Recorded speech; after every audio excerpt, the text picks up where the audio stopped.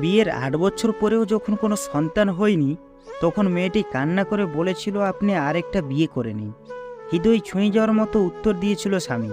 সে বলেছিল, এমন কোনো সন্তানের বাবা আমি হতে চাই না যার মা তুমি নও। জীবনসঙ্গী তো এমন হওয়া উচিত যে সব পরিস্থিতিতে পাশে থাকবে, মানিয়ে নিবে, কোনো কিছুর বিনিময়ে ছেড়ে যাবে না অন্য কারোর কাছে। গোটা পৃথিবীর কাছে আপনি কিছু না হলেও কোনো একজনের কাছে আপনি তার পুরো পৃথিবী। মনটা ঝিনুকের মতো হওয়া উচিত, যাতে ভাঙলে মুক্তোর মতো সুন্দর জিনিস পাওয়া যায়। কেউ যদি আপনার উপস্থিতি উপভোগ না করে, তাকে অবশ্যই আপনার অনুপস্থিতি উপভোগ করতে দিন। অনেক স্ত্রী স্বামীর কাছে টাকা চাইতে লজ্জা পায়। স্বামীদের উচিত স্ত্রীদের মাসে মাসে কিছু হাত খরচ দেওয়া। একটা জিনিস খেয়াল করলাম, ফোনে হাজার হাজার ছবি, কিন্তু বাবার সাথে একটা ছবিও নাই। স্বামী ভুল করলে তাকে সবার সামনে অপমান না করে পার্সোনালি বোঝান। কখনোই নিজের স্বামীকে অন্যের কাছে হাসির খোরাক করবেন না।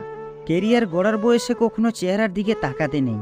ভালো কেরিয়ার হলে চেহারা অটোমেটিক্যালি ভালো হয়ে যাবে, কিন্তু ভালো কেরিয়ার না হলে অনেক ভালো চেহারা বিবর্ণ ও নষ্ট হয়ে যায়।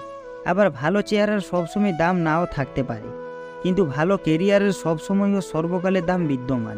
ইচ্ছাকৃতভাবে যারা হারায়, তারা একদিন পাওয়ার জন্য ছটফট করে। কাউকে না পেয়ে জীবন শেষ হয় না, কাউকে পেয়ে হারিয়ে গেলে কিছুই থাকে না। যেই সংসারে যত্নশীল আচরণে একটা জীবন সঙ্গী থাকে, সেই সংসারে অভাব থাকলেও অশান্তি থাকে না। একটা সময় আসে যখন মানুষ একাকিত্বকেই বেশি আপন করে নেয়।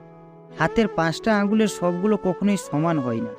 মহান সৃষ্টিকর্তা কখনোই একজন ব্যক্তিকে সমস্ত গুণ দিয়ে পাঠান না। তাই নিজেকে অন্যের সাথে তুলনা করা বন্ধ করা দরকার। ভালো মানুষের রাগ বেশি থাকে। যারা মিচকা শয়তান, তারা রাগে না, পাছায় লাথি মারলেও লাথিকে হাসবে।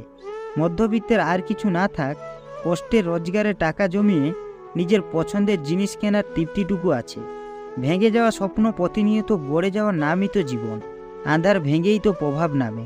প্রকৃতির এমনটাই নিয়ম। ভালোবাসা শরীর খোঁজে না, খোঁজে শুধু মন। প্রেমহীন ভালোবাসা কষ্ট দেয় আজীবন। ভিডিওটি ভালো লাগলে অবশ্যই আমাদের পাশে থাকবেন। ভালো থাকবেন। ধন্যবাদ।